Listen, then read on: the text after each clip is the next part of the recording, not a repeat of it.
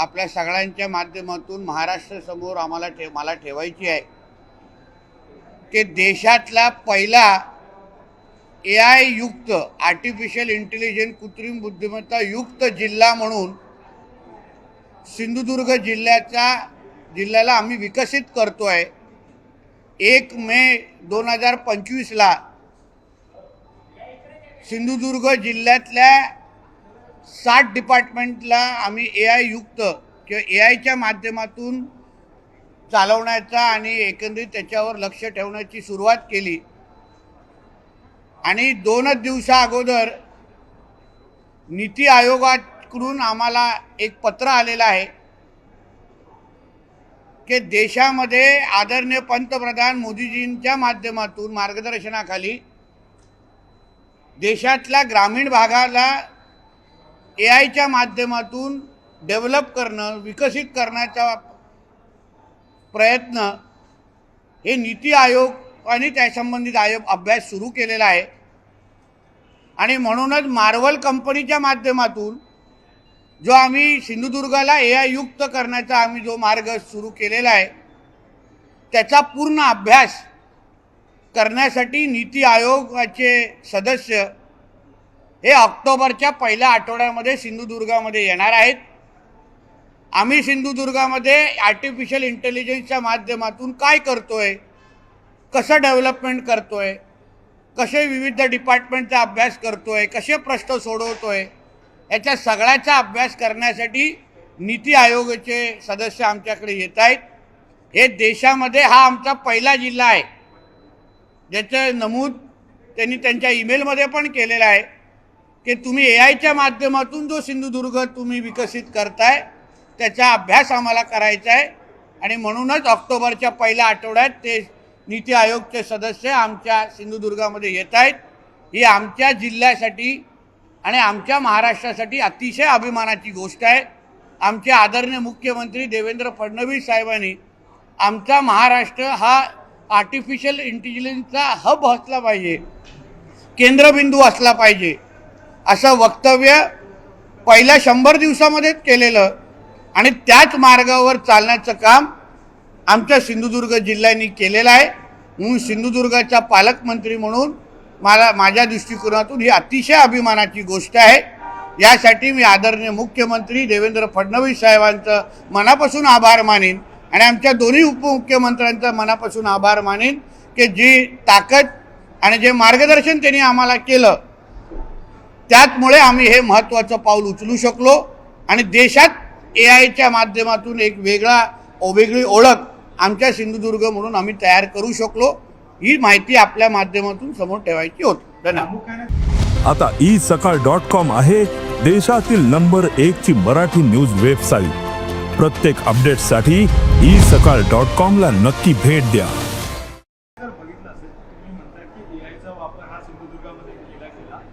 पर्यटनाचं ठिकाण म्हणून देखील सिंधुदुर्गाची ओळख आहे, त्यामुळे AIचा वापर हा पर्यटनाच्या दृष्टीने काही टोटल 8 डिपार्टमेंट आहेत। मग त्याच्यामध्ये नगर विकास आहे, RTO आहे, पोलीस डिपार्टमेंट आहे, आरोग्य आहे, जिल्हा परिषद आहे। या सगळ्या 8 ते 9 डिपार्टमेंटला आम्ही AIच्या अंतर्गत आता डेव्हलप करतोय, प्रश्न सोडायला प्रयत्न करतो। मग येणाऱ्या पर्यटकाची सुरक्षा, येणाऱ्या व्यवसाय धंदा आणि नागरिकांची सुरक्षा ह्याही त्या आर्टिफिशियल इंटेलिजन्सच्या माध्यमातून होत आहे।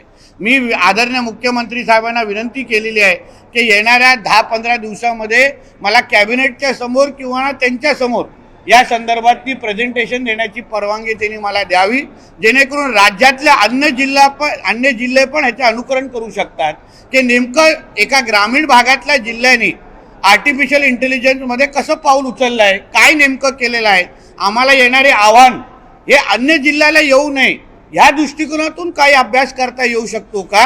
म्हणून ह्या बाबतीमध्ये लवकरच माझी अपेक्षा आहे की मंत्रालय स्तरावर पण ह्याच्या अभ्यासासाठी आणि एकंदरीत सादरीकरणासाठी आम्हाला बोलवण्यात येईल।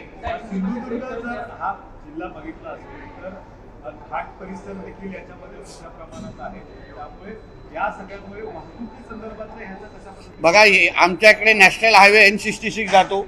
एका बाजूला आमच्याकडे सह्याद्रीचे डोंगर आहे, दुसऱ्या बाजूला समुद्र आहे आणि मध्ये असलेला आमचा जिल्हा आहे।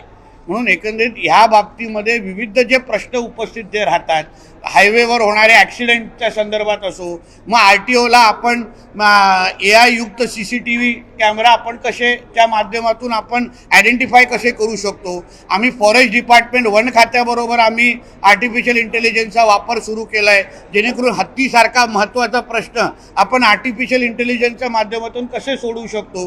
जिल्हा परिषद स्तरावर असंख्य जे 10-10, 15-15 वर्ष प्रलंबित असलेले जे फायली आहेत त्यांना आम्ही 10 ते 15 मिनिटांमध्ये आर्टिफिशियल इंटेलिजन्सच्या माध्यमातूून त्याचा अभ्यास करून आपण नोट द्यायला तयार केलेला आहे, जेणेकरून ते प्रश्न सुटू शकतात. म्हणून असंख्य महत्त्वाचे विषय आपल्याही पत्रकार मित्रांच्या पण समोर आम्ही ह्या बाबतीमध्ये सादरीकरण करू, जेणेकरून आपल्यालाही कळेल की महाराष्ट्रातला एका ग्रामीण भागातल्या जिल्ह्याने कसं आर्टिफिशियल इंटेलिजन्सच्या माध्यमातून आता प्रश्न सोडवायला सुरू केलेले आहे.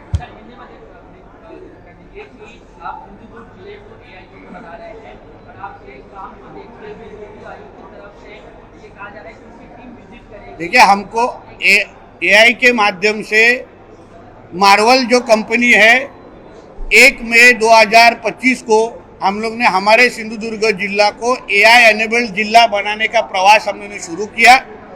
टोटल 8 डिपार्टमेंट हम लोग AI के माध्यम से डेवलप कर रहे हैं. उस सब के बारे में नीति आयोग ने हमको ईमेल भेजा है कि आदरणीय प्रधान ने जिस तरीके नरेंद्र मोदी जी ने कि हमारे ग्रामीण भाग, देश के ग्रामीण भाग में AI के माध्यम से हम डेवलपमेंट कैसे कर सकते हैं, उस बारे में उनको स्टडी करने को कहा है. इसलिए एक मॉडल जिला के नाम पे उनको सिंधुदुर्ग की स्टडी करनी है.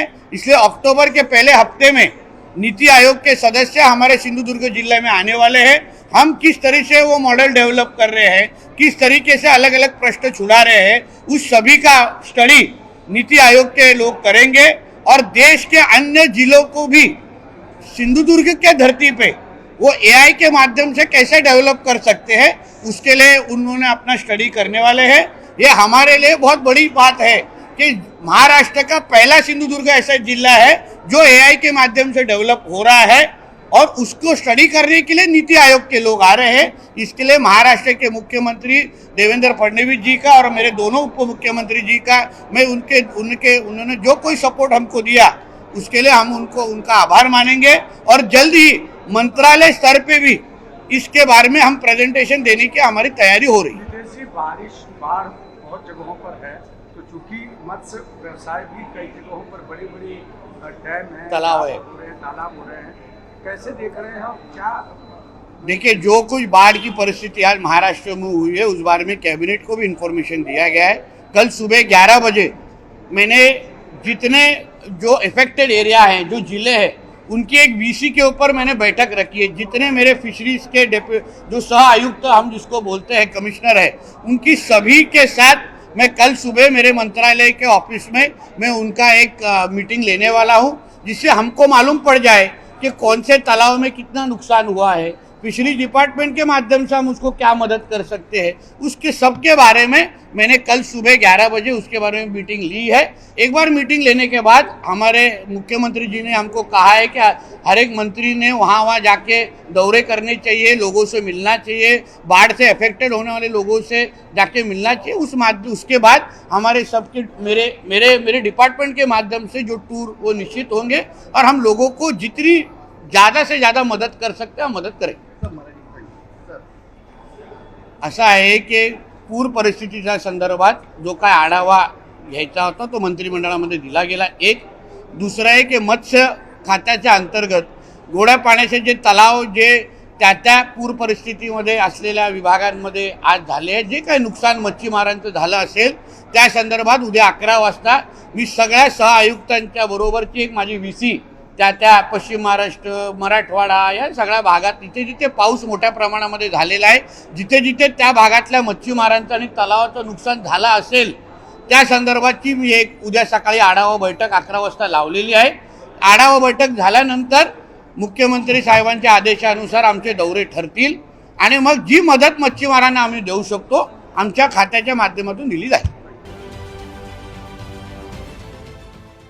देश विदेशातील प्रत्येक घडामोडींचे लाईव्ह अपडेट मिळवण्यासाठी आता साम टीव्हीच्या सर्व सोशल मीडिया प्लॅटफॉर्मला लाईक, फॉलो आणि सबस्क्राईब करा. तसंच सर्व नोटिफिकेशनसाठी बेल आयकॉन प्रेस करायला विसरू नका.